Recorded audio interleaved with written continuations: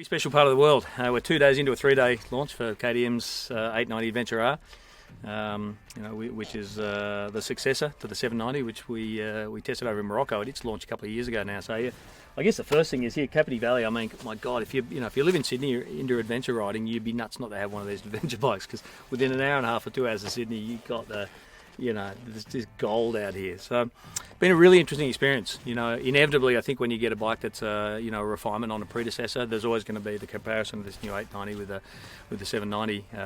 That was the start of that new parallel twin a couple of years ago for KTM. I think that the things that really stand out, and it's probably not a surprise because you've got an extra 90 cubes on this, but you've got not only more power but much more usable power. Comes in stronger off the bottom, which was for me really good on both road and off-road. You could just lug around in 6th gear half the time on the road, not even bother about changing gears. Felt a bit more refined, sounds meatier and gruntier. It's got a beautiful exhaust note. And I really like the clutch action. They've done a little bit of work with the plates and the steels, as well as I think the oil flow in the clutch. That was a big difference for me too. So, I think this bike made a name for itself a couple of years ago in the adventure world by really probably being the most off-road capable bike in terms of suspension, the ergos, the way it carried its fuel so low, so when you fill the thing up it hardly changes in terms of its agility. Gone a little bit stiffer on the suspension this year, so you can do stuff on this 890 that you simply can't do on any other adventure bike on the market, and I think this new suspension package, they've gapped it a little bit again.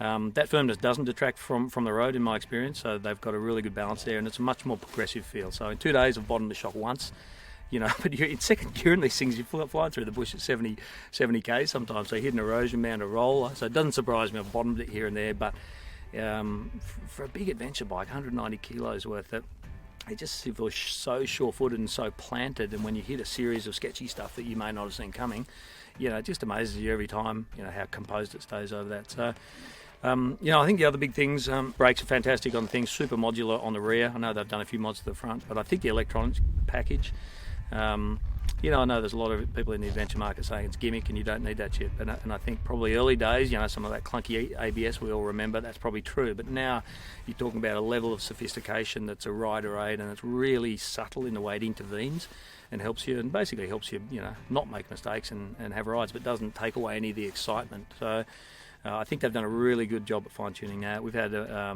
really good opportunity, to run through the street, rain, off-road, and then rally mode, which comes with a special rally pack you buy for the bike, and then you've got throttle control and slip settings within that. So you can muck around, there's endless permutations with that. You find yourself a setting, I've got myself a setting on some of the, faster 3rd gear fire trails, and a setting for the snottier stuff now that I know works. So, it's a really impressive package. Not sure on the price yet. I believe it's going to be a slight premium over its predecessor, which I want to say was about $22,700 right away. But I think the big thing about this bike was a lot of people were on the fence with the 790, sort of the bigger capacity guys that love cruising in the open desert, open roads, on those big 1200 Beamers.